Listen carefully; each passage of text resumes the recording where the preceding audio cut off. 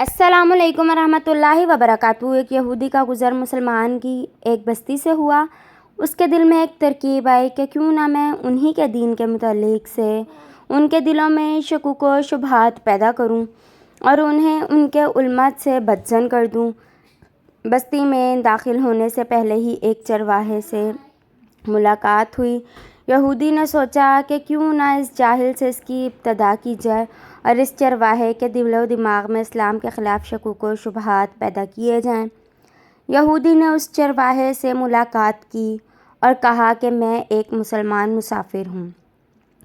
बातों ही बातों में यहूदी कहने लगा कि हम मुसलमान कुरान मजीद को याद करने के लिए कितनी मुशक्क़त उठाते हैं, जबकि यह कुरान मजीद 30 अज्ज़ा पर मुश्तमिल है, लेकिन कुरान में बेशुमार आयात मुतशाबा हैं जो एक जैसी हैं। बार बार दोहराने की क्या ज़रूरत है?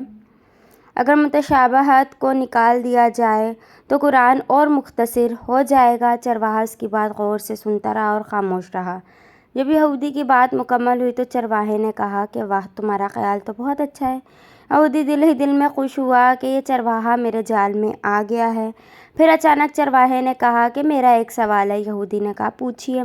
तो सही, तुम चाहते हो कि कुरान में मुतशाबहात या तकरार है, इसको निकाल देना चाहिए? हाँ बिल्कुल, मेरा यही ख्याल है कि जो आयत एक मरतबा से ज़्यादा हो उसको कुरान से ख़राज कर दिया जाए तो कुरान मजीद मुख्तसर हो जाएगा और याद करने में आसानी भी होगी।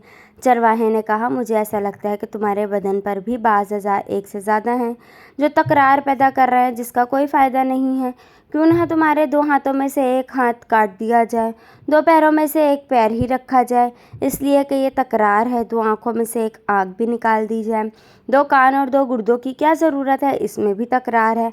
अगर इन तमाम तकरार वाले अज़ा को निकाल दिया जाए तो तुम्हारा बदन भी हल्का हो जाएगा और अज़ा की मिक़दार भी कम हो जाएगी और तुम्हें ज़्यादा जद्दोजहद करने की ज़रूरत भी नहीं रहेगी। क्या ख़याल है? यहूदी अपना स्याह मुँह लेकर फ़ौरन उठ खड़ा हुआ और अपनी राली ज़िंदगी भर यही सोचता रहा कि जब मुसलमानों के चरवाहे की ये फ़िक्र है तो